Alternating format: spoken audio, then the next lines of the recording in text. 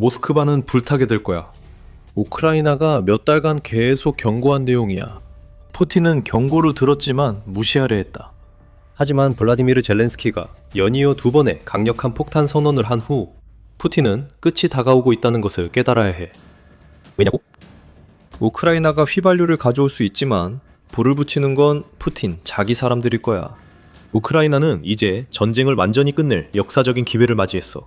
푸틴의 최측근 인사들조차 평화를 바라는 마음으로 우크라이나와 뜻을 같이 하고 있다는 사실이 방금 푸틴에게 전해졌거든. 그리고 평화가 오지 않으면 우크라이나의 2번째 폭탄 선언이 푸틴이 압박에 굴복하지 않으면 결국 무력에 굴복하게 만들 거야. 우리는 최측근 인사들부터 시작할 거야. 그리고 젤렌스키가 직접 말하게 둘 거야. 7월 10일 젤렌스키는 평소처럼 저녁 연설을 했고 그 연설을 통해 푸틴에게 러시아 지도자의 심장에 비수를 꽂는 듯한 메시지를 보냈어. 러시아 연료 위기가 심각해지고 있어. 이는 푸틴이 전쟁을 끝내지 않으려는 정당한 결과야. 젤렌스키는 우리가 평화를 앞당길 방안을 제안했다고 말했다. 지금까진 평범했지만 이후에 폭탄 발언이 나왔어. 우리는 전 세계의 파트너들 뿐만 아니라 푸틴 측근들 사이에서도 평화에 대한 지지를 받고 있다고 했어. 그들은 그곳에서 무슨 일이 일어나고 있는지 그리고 평화 외에는 대안이 없다는 것을 이해하고 있다고 젤렌스키가 선언했어. 그리고 그런 편직증에 빠진 푸틴은 주변에 배신자가 있음을 깨달았다. 그의 측근들 중에서도 142만 명이 넘는 사상자를 낸 이 미친 전쟁에 대한 그의 광적인 집착을 공유하지 않는 사람들이 있다는 거지. 푸틴은 누가 배신했는지 고민하게 될 거야.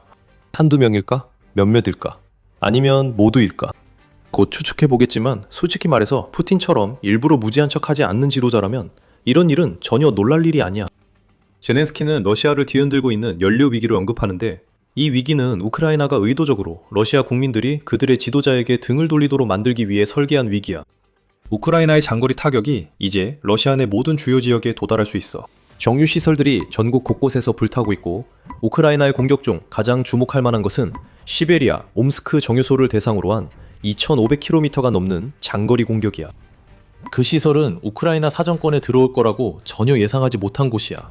이제 그곳이 우크라이나 사정권에 들어오자 젤렌스키가 언급한 엘리트층, 푸틴 주변 인물들, 거리의 평범한 러시아인들 모두 불만을 품고 변화를 원하고 있다. CNN 보도에 따르면 지금 이 순간에도 러시아의 83개 지역 거의 모두가 다양한 정도의 연료 부족을 겪고 있고 많은 곳에서 주유소 대기줄이 수 킬로미터에 이르고 있어. 러시아 내부에는 절박함이 감돌고 있어. 그리고 이런 절박함이 푸틴이 밀려나기 전에 스스로 물러나게 만들 수도 있어.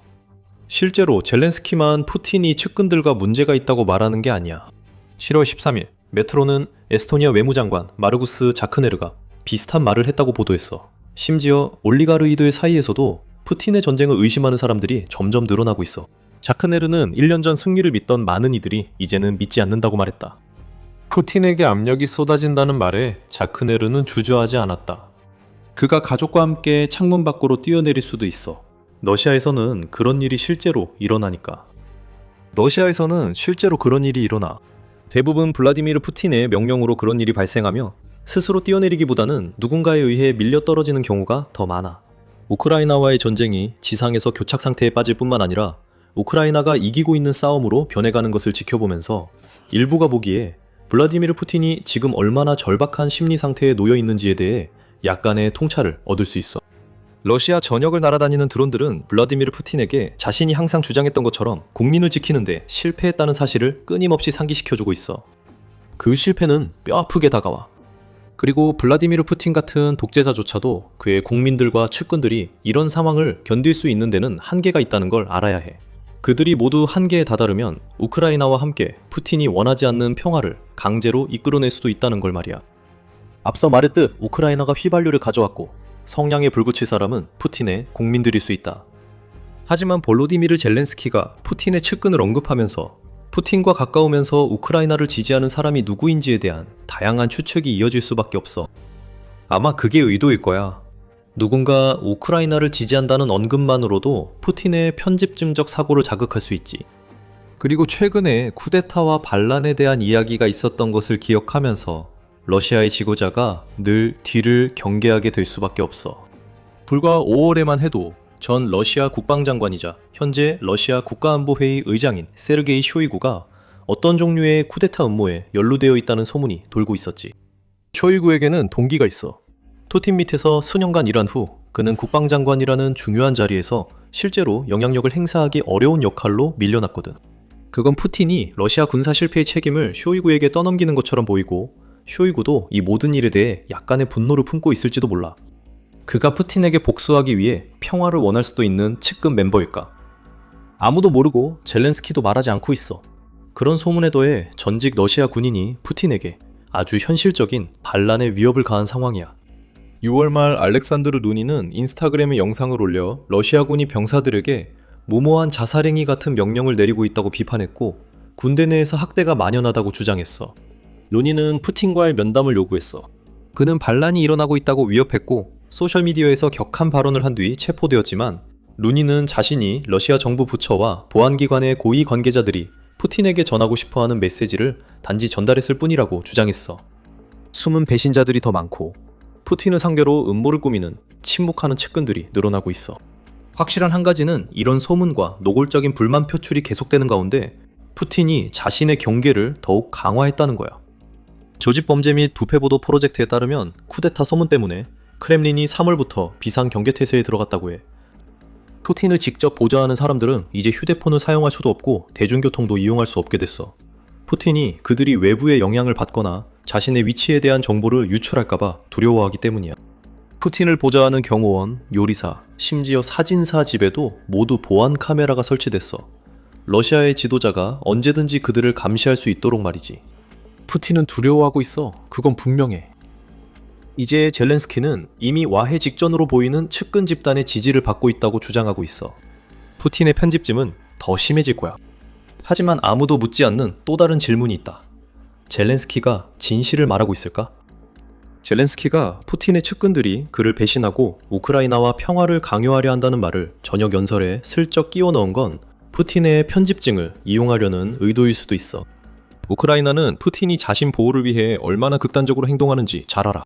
물론 엄청난 수준의 경호가 있고 푸틴이 대부분의 시간을 지하 벙커에 숨어 지내다가 공개석상에 나와야 할 때만 모습을 드러낸다는 보도들도 있어. 그 공개석상들이 사실 대역이 대신하는 것뿐이라면 말이지.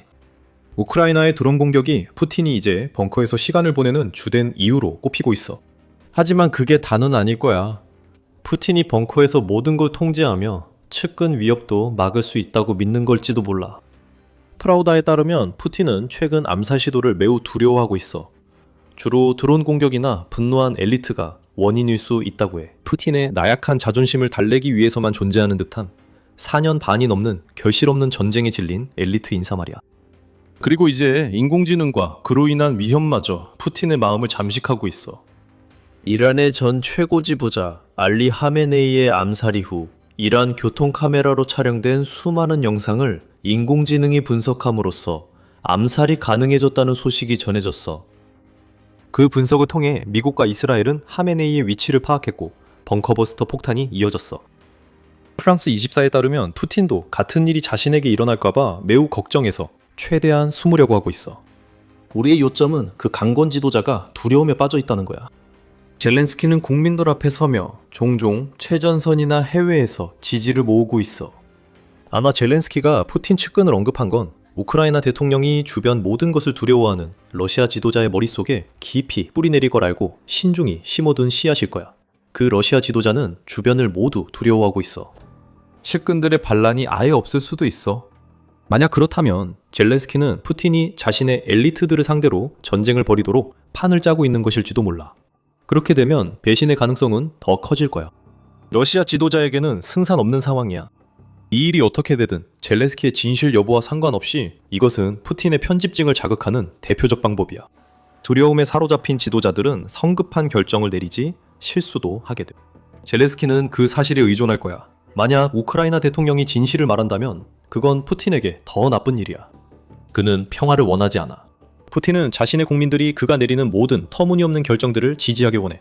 푸틴이 믿었던 사람들이 우크라이나 평화를 원한다고 뒤에서 말한다는 사실은 푸틴이 감당하지 못할 타격일 수 있다. 젤렌스키는 푸틴에게 평화를 이루거나 아니면 측근들이 평화를 받아들이게 하거나 밀어낼 거라고 경고했어. 하지만 우크라이나도 푸틴이 집착에 사로잡혀 말을 들을 가능성이 낮다는 걸 알아. 자신이 시작한 전쟁에 얽매여 끝낼 수 없다고 느끼고 있어. 젤렌스키가 언급한 배신자들이 드러날까 두려운 거지. 좋아, 우크라이나는 말하지. 측근 폭로만 부족하다면 두 번째 폭탄급 소식이 효과 있을 수도 있어. 하지만 그 폭탄급 소식이 무엇인지 밝히기 전에 여기는 더 미리터리 쇼입니다. 우리는 헤드라인 너머의 이야기를 파헤쳐서 여러분께 전체 이야기를 전해드립니다. 아직 구독 안 하셨다면 구독 버튼을 눌러 앞서가세요. 두 번째 폭탄 발언에서 젤렌스키는 푸틴에게 미래를 보여줬습니다. 푸틴이 평화를 받아들이지 않으면 우크라이나는 이미 힘든 그의 상황을 훨씬 더 악화시킬 것입니다. 또한 우크라이나는 이미 러시아를 휩쓸고 있는 장거리 타격 작전을 공식적으로 제도화함으로써 그렇게 할 것입니다. 이건 미래에 뭔가를 준비할지도 모른다는 상황이 아닙니다. 법령이 이미 서명되었고 모든 것이 공식적입니다. 우크라이나는 새로운 장거리 타격 사령부인 장거리 글로벌 임팩트 사령부 LRGIC를 창설하고 있습니다. 이 사령부는 우크라이나의 모든 장거리 능력을 중앙 집중화할 것입니다. 궁극적 목표는 러시아군의 전투력을 푸틴이 시작한 그 전쟁을 더는 수행할 수 없을 수준으로 약화시키는 것입니다. LRGIC는 아직 완전히 가동되지 않았습니다.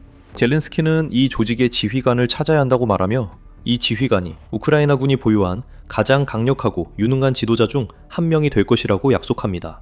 하지만 곧 시작될 것입니다. 그리고 푸틴이 LRGIC가 가져올 결과를 피할 수 있는 유일한 방법은 결국 평화를 선언하는 것뿐입니다. 하지만 LRGIC가 정확히 무엇을 제공할까요? 젤렌스키는 조금 설명합니다. 이 지휘부는 러시아의 전쟁 잠재력을 더욱 확실하게 줄이기 위해 가용 자원의 100%를 집중해야 합니다. 우크라이나 대통령은 이 분야를 맡을 지휘관이 강인하며 풍부한 경험을 가진 인물이라고 밝혔습니다. 물론 이것만으로는 많은 정보를 알 수 없지만 우크라이나가 다양한 장거리 부대를 새로운 지휘 구조로 통합할 것임을 시사합니다. 이는 전선 드론 부대들을 통합해 무인 체계군을 만든 것과 비슷합니다. 그러한 중앙 집중화를 통해 정보 공유가 더 쉬워지고 러시아를 상대로 한 장거리 공격도 더 쉽게 계획할 수 있게 될 것입니다. 적어도 그것이 우리의 추정입니다. 젤렌스키는 많은 정보를 공개하지 않고 있으며 푸틴의 측근에 대한 그의 주장과 마찬가지로 이미 벼랑 끝에 서 있는 러시아 지도자에게 더 큰 두려움을 심어주기 위한 의도적인 움직임으로 보입니다. 확실히 알고 있는 것은 LRGIC가 이미 러시아를 마비시키고 있는 장거리 타격 작전의 공식화라는 점입니다. 2026년에 우크라이나는 러시아 본토와 점령지 모두에서 러시아 후방을 타격하는 공격의 사거리, 범위, 그리고 피해 규모를 점점 더 확대해 왔습니다. 정유소와 석유 인프라부터 군사기지와 탄약고까지 모든 것이 표적이 되고 있습니다. 러시아군이 돌아가는 데 필요한 것이라며 우크라이나는 모두 타격하고 있습니다. 그리고 그 타격은 그 어느 때보다 더 강하고 빠르게 이루어집니다. 유로마이돈 프레스에 따르면 우크라이나는 2026년 상반기에 러시아를 상대로 한 장거리 타격 횟수를 지난해 같은 기간과 비교해 1150% 증가시켰습니다. 이러한 타격은 전선에서 500km에서 2000km 떨어진 곳, 때로는 그보다 더 깊은 곳에서 발생했으며 172개의 군사 또는 에너지 시설을 타격했습니다. 후자는 러시아에 큰 피해를 주고 있습니다. 미국 언론은 우크라이나의 정유시설 타격으로 러시아의 휘발유 생산량이 65% 감소했다고 보도했으며 앞서 언급한 연료 위기도 이러한 장거리 작전의 결과로 발생했다고 전했습니다. 여기서 우리가 말하고자 하는 점은 우크라이나의 장거리 타격 전략이 이미 치명적이었다는 것입니다. 이제 젤렌스키의 새로운 법령으로 인해 그 장거리 타격 전략은 더욱 위험해질 것입니다. 간소화되고 효율적이며 러시아가 아직 경험하지 못한 수준으로 잔혹한 이 장거리 작전은 푸틴이 젤렌스키의 평화 제안을 진지하게 받아들이지 않는다면 러시아를 회복 불가능할 정도로 망가뜨릴 것입니다. 우크라이나 군대 내에서 장거리 타격이 제도화되고 있습니다. 전담 작전 부서가 신설되고 있습니다. 그리고 이것은 푸틴에게 매우 나쁜 소식입니다.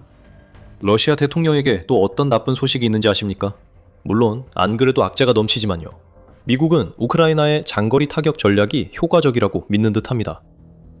냉소적인 분들은 젤렌스키가 푸틴 측근들이 등을 돌린다고 말할 때 트럼프 행정부 인사들을 떠올릴 수 있습니다.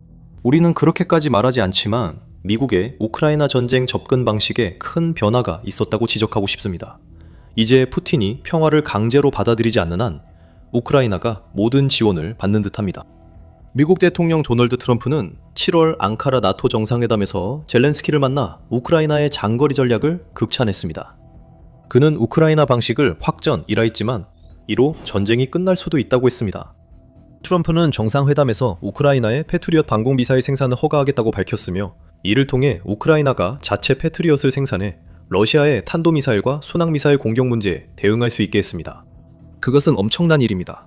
이는 기본적으로 미국이 우크라이나가 장거리 타격 분야에서 하고 있는 일을 계속하도록 격려하는 동시에 러시아의 장거리 전략의 영향을 최소화하는데 한 걸음 더 다가갈 수 있도록 우크라이나를 돕는 것과 같습니다. 푸틴은 이제 더 이상 어쩔 줄 모릅니다. 그리고 마지막으로 푸틴을 더욱 곤란하게 만들기 위해 우크라이나는 또 다른 발표를 했습니다. LIGIC에 더해 우크라이나는 기존 돌격 부대의 지휘 및 관리를 재구성할 예정입니다. 국가의 제8 공수군단 사령관인 드미트리 볼로신 준장이 이 재구성을 감독할 새로운 신속 대응 부대를 이끌 인물로 지명된 것으로 보입니다. 합동 신속 대응군으로 명명된 이 우크라이나 신설 부대는 기존의 돌격, 드론, 포병 부대를 하나의 전력으로 통합할 예정입니다. 전선 전역에 빠르게 배치되고 러시아가 제공하지 못하는 첨단 기술로 무장하게 됩니다. 이는 우크라이나가 러시아 후방 작전을 보완하려 전선에서 군사개혁을 추진함으로써 푸틴의 군대가 더 큰 보전에 직면하게 됨을 뜻합니다. 러시아의 약점에 대한 신속한 대응은 영토 해방으로 이어지고 러시아의 공격이 시작되기도 전에 저지될 것입니다. 그래서 이 모든 상황에서 무엇이 보이나요? 푸틴의 측근들은 그의 귀에 들리지 않게 평화를 외치고 있고 우크라이나는 평화를 위해 그 엘리트들과 협력하려 합니다. 우크라이나의 장거리 타격 및 돌격 부대를 그 어느 때보다 강하게 만드는 새로운 그룹들이 결성되면서 압박이 가중되고 있습니다. 미국도 푸틴에게 그만하라는 신호를 보내고 있습니다. 우크라이나가 이기고 있고 러시아는 상황을 뒤집지 못합니다. 지금 물러서지 않으면 푸틴의 종말이 예상보다 빨리 올 것입니다. 푸틴 본인에 대해서 말하자면 항상 그를 지도자로 규정지었던 그 편집증이 이제는 그의 가장 큰 적이 되었습니다. 전직 KGB 요원인 푸틴은 온갖 술수를 부리며 선택지가 점점 줄어드는 상황에 빠졌습니다. 이제 그는 어떻게 할까요? 더 강경하게 나올까요? 그가 시작한 전쟁을 유럽으로 확산시킬까요? 푸틴은 절박함에 그렇게 할 수도 있지만 그렇게 되면 이니 지친 러시아를 미국이 우크라이나를 지지하고 있고 나토의 유럽 회원국들이 전투를 준비하고 있는 시점에 나토와의 싸움으로 몰아넣는 셈입니다. 그건 좋은 생각이 아닙니다. 하지만 푸틴에게 다른 선택지가 있을까요? 그의 공포 전술은 이제 통하지 않습니다. 오히려 두려움이라는 측면에서도 전장에서 우위를 점하고 있는 것처럼 우크라이나가 더 우세한 상황입니다.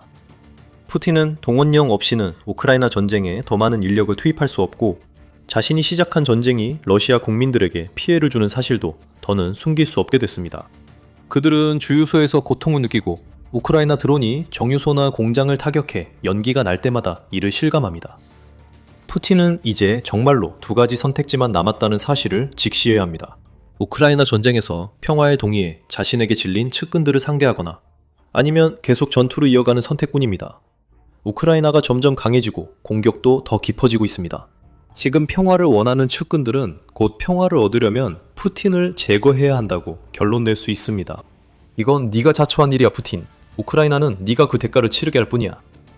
러시아의 우크라이나 전쟁은 이미 엄청난 인명피해를 가져왔고 그 사실만으로도 푸틴에게 상당한 압박을 주고 있습니다. 그 대가는 생각보다 훨씬 큽니다. 우리가 언급한 142만 명의 사상자는 시작에 불과합니다. 푸틴이 실제로 한 일은 러시아 내부에 엄청난 위기를 만들어낸 것이며 어떤 형태로든 회복하려면 수십 년이 걸릴 것입니다. 더 알고 싶으신가요? 그렇다면 러시아를 위협하는 인구 위기에 대해 다루는 저희 영상을 확인해보세요. 하지만 그 전에 우크라이나 전쟁의 최신 소식을 매일 전해드리는 더 미리터리 쇼를 구독하는 거 잊지 마세요. 그리고 항상 시청해주셔서 감사합니다.